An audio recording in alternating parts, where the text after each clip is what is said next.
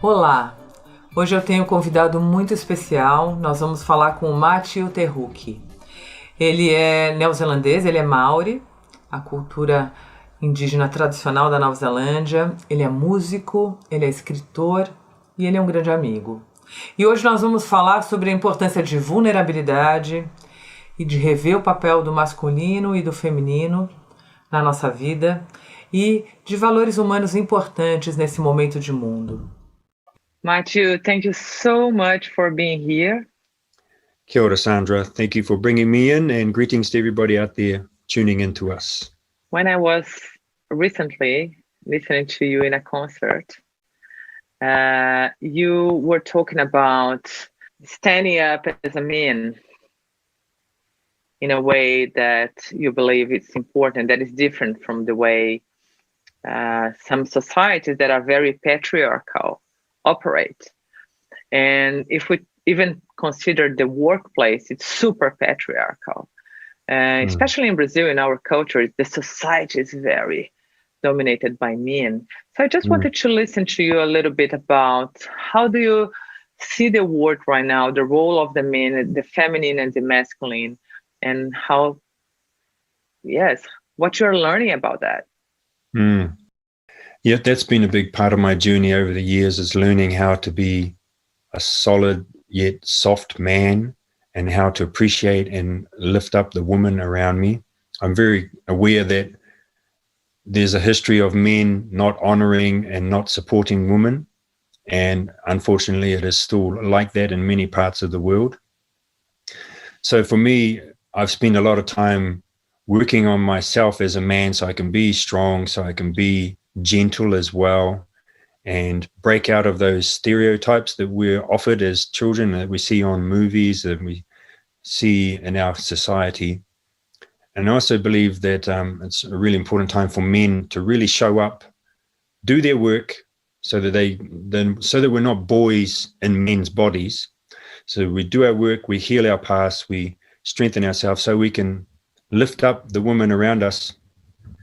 So long the women have been pushed down, so it's time for the men to lift the women up. But it's also time for the women to, through their ways, to lift men up. It's time for us to lift each other up. And if you got a moment, I could share the spoken word that I recited at your house that day. Please. Okay. To be a good man. To be a good man in this day and age, I look at the old book and I tear out some pages, looking and learning from the past and now being courageous. Courageous enough to not try and be all tough and like, she'll be right, let's just have another beer. Nah, fuck that. Let's feel all this gut-wrenching fear. Let's feel all this gut-wrenching fear, pain and sadness, confusion and loss, losing patriarchal control, no longer the boss. No room for this macho jerk. It's time to do the work. Work on my beliefs, my stories, my childhood wounds. Work on my habits, my vices, no longer rolling those dice when it's other people at risk, when it's other people's lives. No more neglecting our children, no more cheating on our wives. No more charming and using, no more anything abusing. It's time to show up. It's time for us men to stand as great men amongst great men again. So, women, sisters, we're sorry. And now we're here taking responsibility and showing that we care. Every time that it's the second time that I hear you speak this poem, and it goes straight to my heart. Thank you for that. My pleasure. And you talked about it's time for men to lift women up, but it's also time for women to lift them men up. It's time for each other.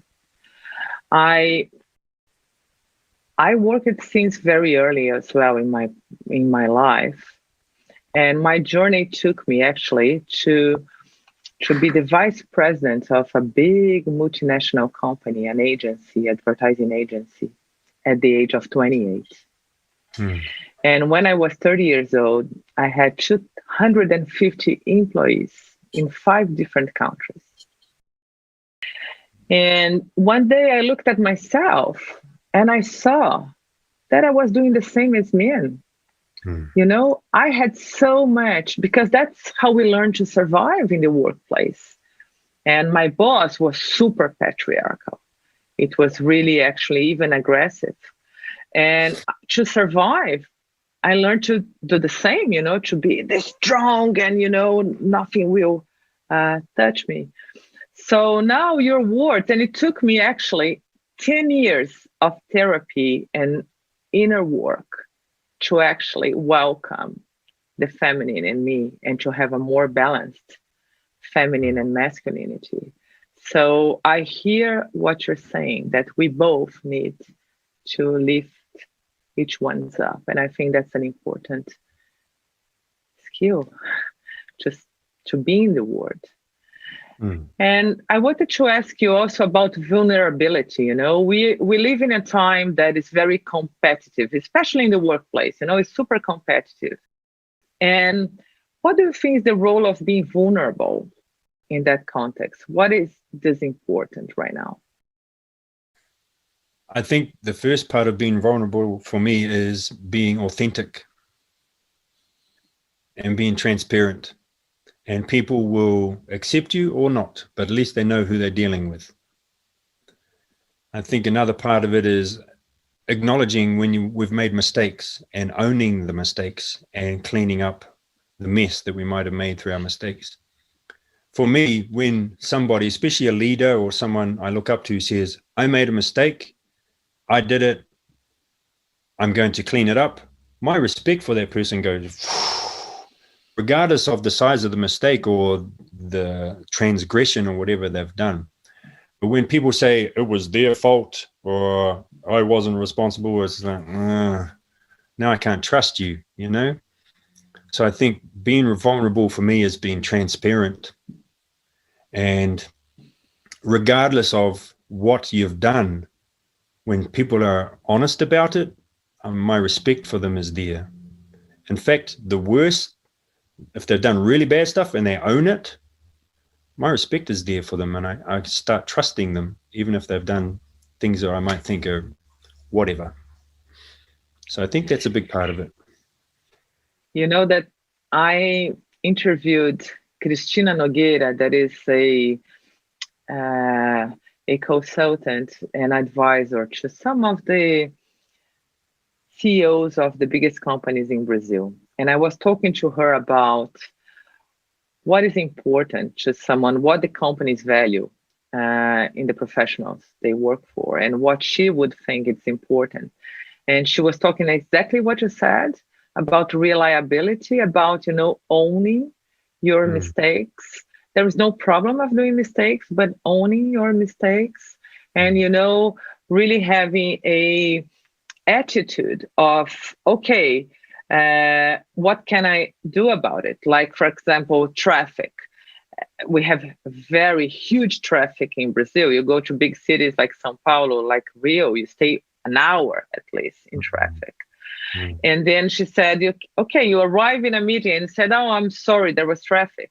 But you know, it will be traffic every day. So because you know, what can you do about it? So really, you know, instead of using excuses, what can we do about it? What can we do different? So being transparent and reliable, I think it's a very important thing. And being vulnerable makes you feel stronger. I feel that about myself. Every time that I ask for help, the person thinks more about myself and not the opposite. How many times do we ask for help, but we are vulnerable to say, I don't know what to do with this.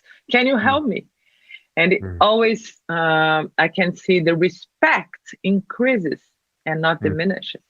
And just before we end, I wanted to know about how do you manage your time? You know, how do you actually make space for the different things that you do? You do so many different things. And how do you value time? Good question. Time has become more and more precious for me. So the first thing I do is I get my crucial morning practices out of the way before I do anything else in my day. So I wake up, I meditate in bed, I do my breath work in bed, then I go outside, put my feet on the earth, and I ground, and I do qigong, and I haka. And then I take my supplements that are really important for me. And once I've got all those things out of the way, then I dive into work, which is quite often online, internet, emails, and things like that. I fast in the morning, which means I don't have to worry about food until lunchtime. Mate helps me with that. I plan, and I also, if I don't get through all the things that I plan to do, that I don't beat myself up for it, because I'm making the most of my time. And also make sure that I prioritize time for family and for people to spend time with, because quite often that is the last thing we put in our diary for the day, and we might get to spend half an hour with our partner at the end of the day and we're all tired and can't really connect properly. I'm really blessed, I don't have a day job. I don't have to leave the property a lot of the time. I'm doing a lot of stuff from home, which I suppose a lot of people are these days. So just making sure that I've got discipline to get the important things out of the way, and that helps me feel positive about my days. Prioritizing not only work, taking care. Yeah, as I said, yourself. I do my practices before everything else. Yeah. And I think that's really important in those times that we are working online so much.